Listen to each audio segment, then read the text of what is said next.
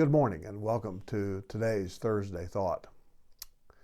Seeing that right there, that's worth it all. So said a woman who was standing beside me on the deck of a cruise ship in Alaskan waters last summer. We were about a mile from the Margerie Glacier in Glacier Bay National Park. This glacier was actively calving. House-size and up to 10-story building-sized chunks of ice were calving off of a 300-foot high wall of ice into the Arctic Ocean, producing a delayed thunderclap-like sound about as loudly as I've ever heard as the ice chunks fell into the sea. Well, I'm not exactly sure what the woman was talking about when she said, "That's worth it all." We both were so engrossed in what we were witnessing that we didn't converse with each other at all. But I suspect she may have been speaking of the expense of the cruise, the difficulty she may have had in travel in some way or another, or maybe some other kind of problem that made that moment when we were privileged to witness one of the greatest spectacles of nature in a remote part of the earth, worth whatever difficulty she may have had to overcome. We too had some things happen in the whole trip process that, while they may not have been extreme difficulties, they could have easily become a roadblock of sorts. We had multiple conversations with our travel agent just to be sure that we were both on the same page. We had to have our passports renewed as part of our trip was in Canada. We went through customs. We had to wear masks. We had to be vaccinated against COVID, show proof of that. Our bus didn't show up at the airport to take us to our hotel, so we had to make alternate arrangements. At times, we felt like we were sort of herded like cattle. We went in June, so the air was rather crisp at times. Our room on the ship was really small for the four of us. We had a red-eye flight back to civilization over several time zones. We were beyond tired when we got home. Yet, those were really small inconveniences compared with the magnificence of what we experienced in the Arctic Ocean, a mile or so from that huge wall of ice.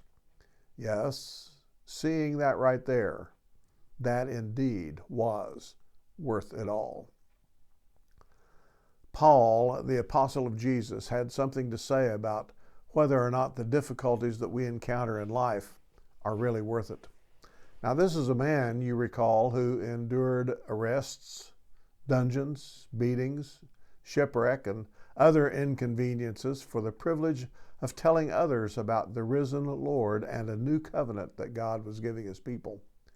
Yet he insisted on calling these things that he experienced, those beatings, those arrests, and other troubles, light and momentary troubles compared with what he knew he would experience in eternity with his Lord. Here's what he said about that.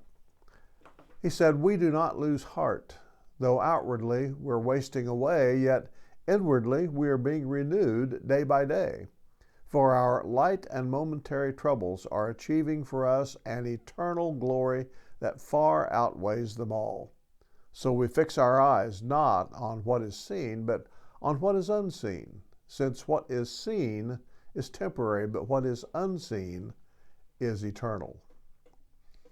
Well, life seldom goes the way we would like. Most of us haven't had the kind of troubles that Paul had in his ministry. Yet we do experience things that are part of life and living which make it more difficult, it seems, to be the kind of people God would have us be. Sometimes we get so discouraged that we consider just giving up and giving in. We determine that the end we envision isn't really worth all the trouble we are experiencing now in order to get to that end. Well, I know that we can't physically see the reality that God says he has in store for us if we remain faithful. It can be incredibly difficult to be in the midst of trial and trouble, yet know, believe, and anticipate that ahead lies something that will make all of the difficulties in this life worthwhile. Now, I know that because I'm just like you. I sometimes wonder if it's worth it all. If something I can't see, feel, or comprehend in any physical way makes the trials and problems of life worth it. The temptation to just give up and give in is real.